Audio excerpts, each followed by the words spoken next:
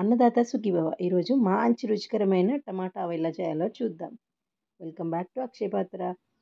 Subscribe చేసుకోకుండా చూస్తున్నట్టయితే ఒక్కసారి సబ్స్క్రైబ్ చేసుకొని బెల్ ఐకాన్ నొక్కండి. దీనికి 3/4 కిలో వరకు టమాటాలు, పావు కిలో పచ్చిమిర్చి తీసుకొని శుభ్రంగా కడిగి కొంచెం కూడా ఏమాత్రం అంటే మాత్రం తడి లేకుండా తుడిచి పక్కకు పెట్టుకోవాలండి. ఒక గుప్పెడు వెల్లుల్లి ఒలిచి పక్కన పెట్టుకోవాలి. పొయ్యి మీద ప్యాన్ పెట్టి 2 టీ స్పూన్ల ఆవాలు కొంచెం వేగనీయాలండి.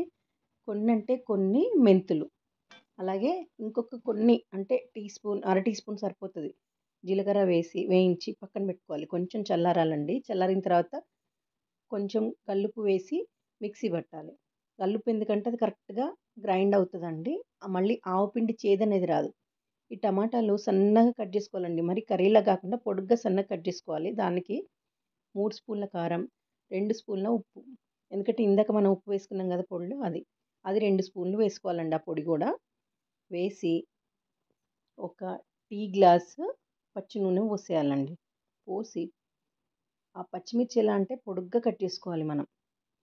ఇలా ఉండి అది తింటుంటే వచ్చే రుచి వేరే ఉంటుందండి. అందుకనే స్పెసిఫిక్గా పొడుగ్గానే కట్ చేసుకోవాలి. వెల్లుల్లేమో 2 వక్కలుగా కట్ చేసి పెట్టుకోవాలి. అవి అందులో వేయాలండి. పక్కన పెట్టుకుని పొయ్యి మీద ప్యాన్ పెట్టి దీనికి ఇప్పుడు పోపు చేసుకుందాం. ఇంకో టీ గ్లాస్ వరకు ఆయిల్ వేసి కొంచెం ఒక స్పూను ఆవాలు, కొంచెం జీలకర్ర, ఇంకా కొద్దిగా వెల్లుల్లి పేస్ట్ అండి. మరీ ఫైన్ అవ్వద్దు, అది కచ్చపచ్చగానే ఉండాలి. ఇంగువ, పసుపు వేసి అది చల్లరనివ్వాలండి. ఇప్పుడు చేతులకు తడి లేకుండా చేసుకోవాలి. చేసుకుని శుభ్రంగా అదంతా కలపాలండి. కొంచెం కూడా తడి ఉండొద్దు. అది కలిసిపోయిన తర్వాత ఈ పోపు చల్లారాలండి. చల్లారిన పోపుని కూడా అందులో వేసి కలపాలి. కలిపితే ఆ డే బాగానే ఉంటుంది. బట్ నెక్స్ట్ డేకి కొంచెం చూసుకోవాలండి. ఉప్పు పీలుస్తూ ఉంటుంది, అంటే టమాటా పులుపు దాన్ని బట్టి. కావాల్సి ఇంకొంచెం యాడ్ చేసుకొని వేడి వేడి అన్నంలో తింటే అసలు ఎంత రుచిగా ఉంటుందో. తెలంగాణ సైడ్ అయితే ఇలాంటి ఆవకాయలు ఏంది శుభకార్యమే జరగదండి. నా వీడియోస్ మీకు నచ్చితే like, share and subscribe. Thanks for watching. Bye.